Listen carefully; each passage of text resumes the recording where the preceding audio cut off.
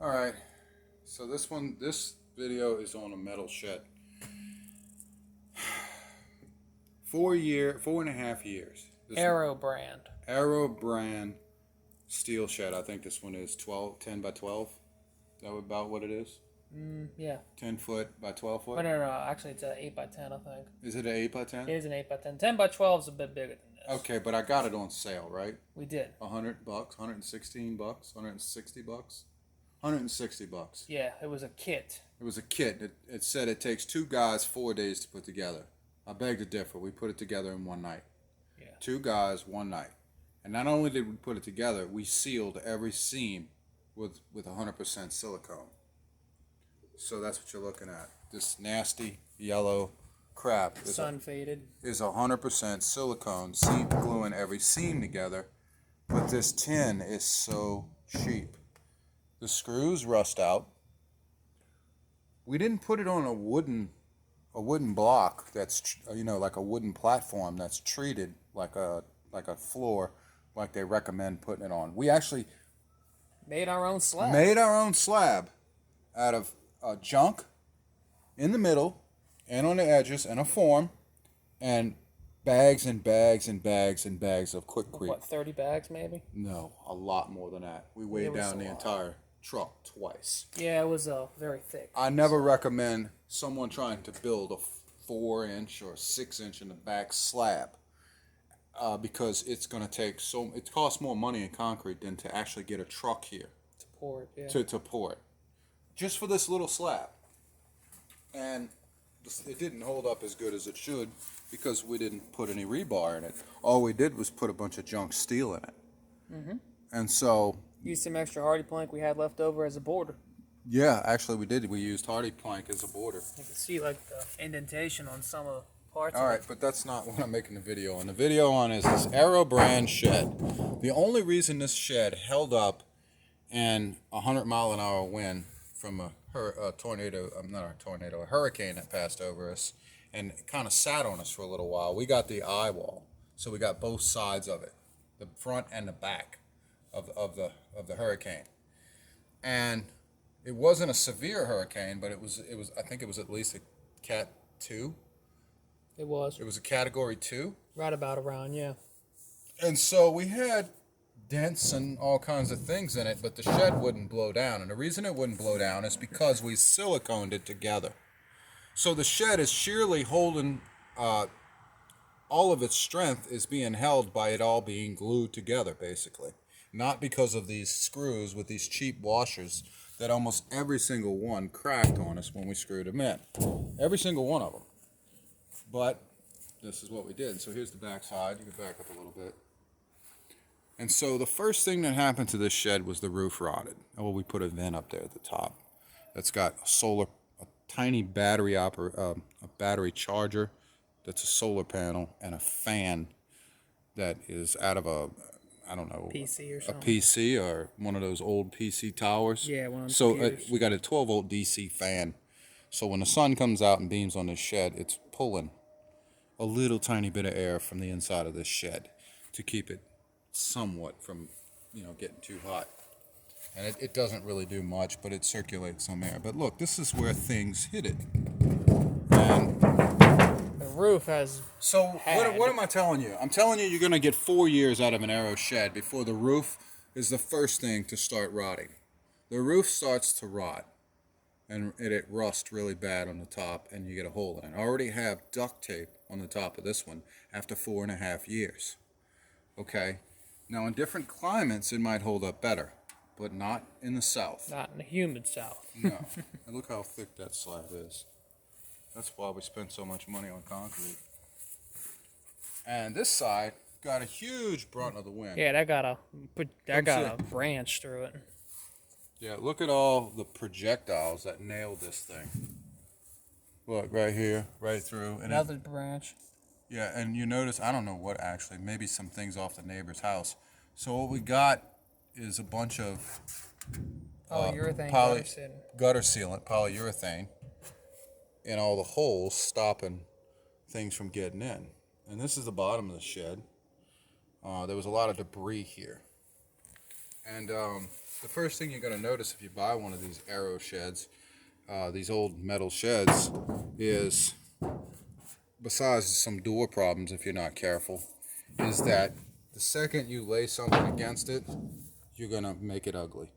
It's going to get ugly really quick. And so that's the problem.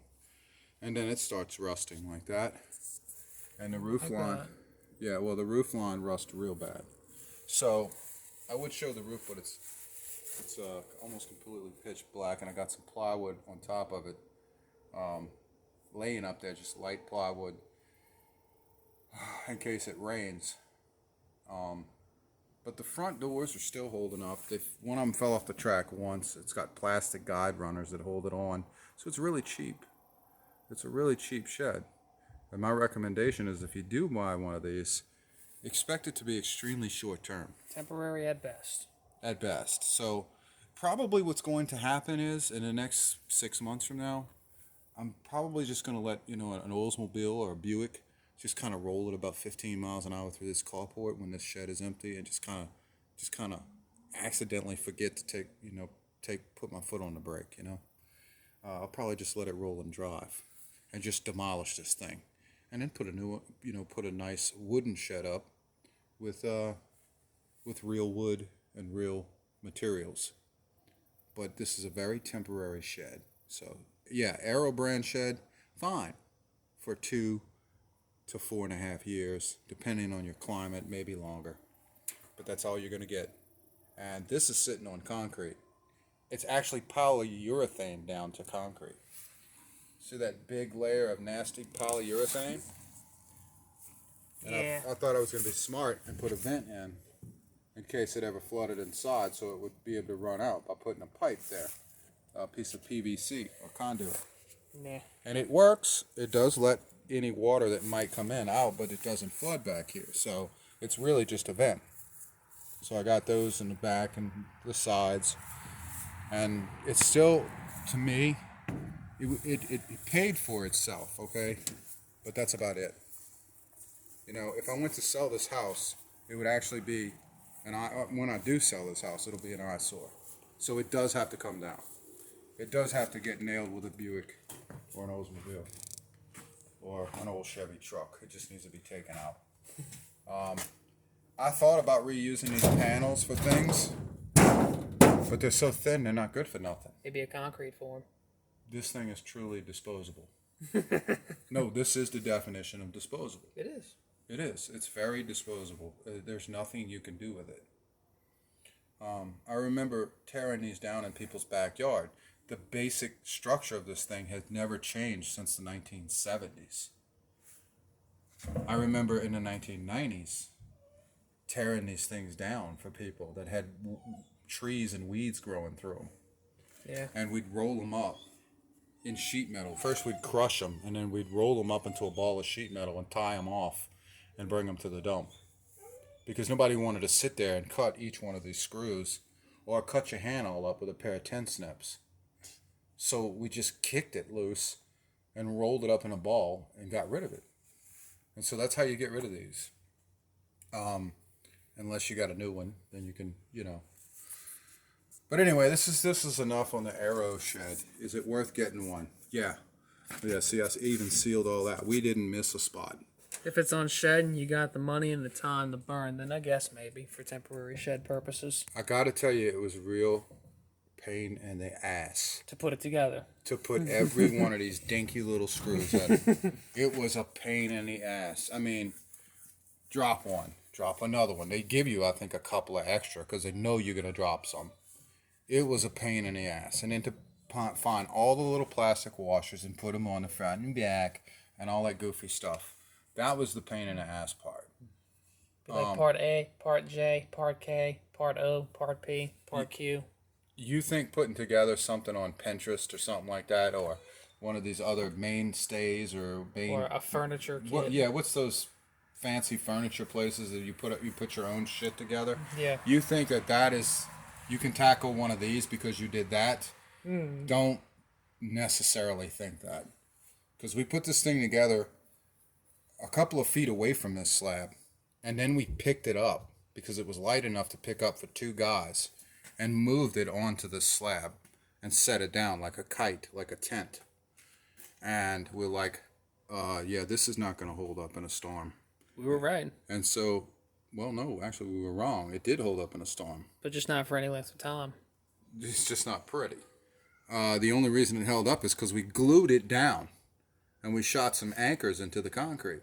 Yeah, We used Hilti anchors. we did. We had some. A hammer drill, and put it in the ground. See, even my dog agrees. This is not a good shed, but only temporary use. So thank y'all for watching.